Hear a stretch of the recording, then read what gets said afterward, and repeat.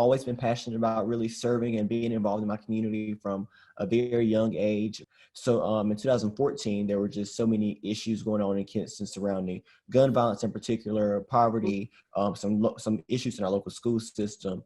And one of the problems I had with these issues is that many of the conversations our adult leaders in the communities were having was never involved young people. They were our city council members, our school board members, our police chief, talking about how to stop crime or how to improve our schools, but never were young people at the table. And that's what led me to starting Kinston Teen. So since then, we've done a variety of things to really push civic engagement and community service among young people. I now attend school at UNC Chapel Hill, where I serve as senior class president and am double majoring in political science and religious studies. That whenever we moved here to North Carolina, my mom actually started working in North Carolina's tobacco fields. And I do tell people that whenever they kind of get a little questionable as far as like, oh, well, why did you go work in agriculture? Because I started working in tobacco fields whenever I was 14 years old, along with some of my younger sisters. Another one was 13 and the other one was 12. And they're like, why would somebody do something like that?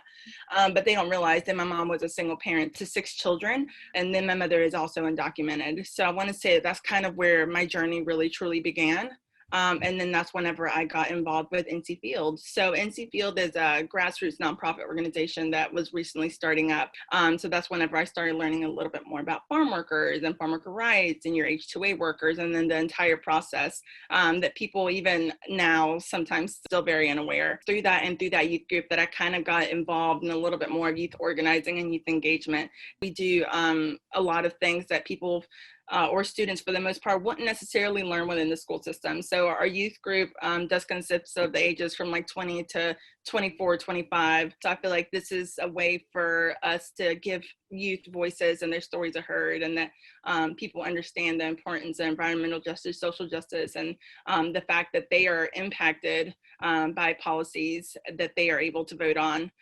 So we do take them lobbying so that they are able to talk to representatives and see kind of learn a little bit more about that, just because whenever you're talking about the culture of the community that we serve, a lot of them are undocumented and have not been a part of the process. So I feel like this is very important. I'm so glad that Chris was able to bring me in so that we can target this together and build a one Lenore.